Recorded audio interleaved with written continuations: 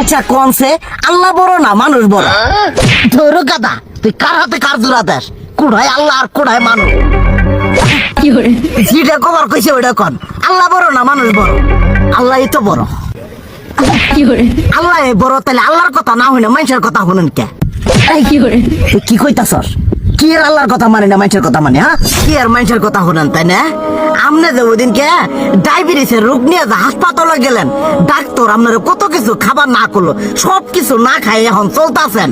তাহলে আল্লাহ যে আপনারা কইছে যে হারাম খাবার না, সুদ খাবার না, কই আপনি তো কাম কাজ বাদ দিয়ে এলাকার আমাদের টাকা পয়সা না গায়ে খালি ওইলে দিয়েই খান, নিজেরা টেও হালাল ভাবে কামাই করেন না, ওই সুদ তো না কটা টেয়া করে লাভ আহে ওইলে দিয়ে দিয়ে চলেন আর পেট বড় বানাইছেন।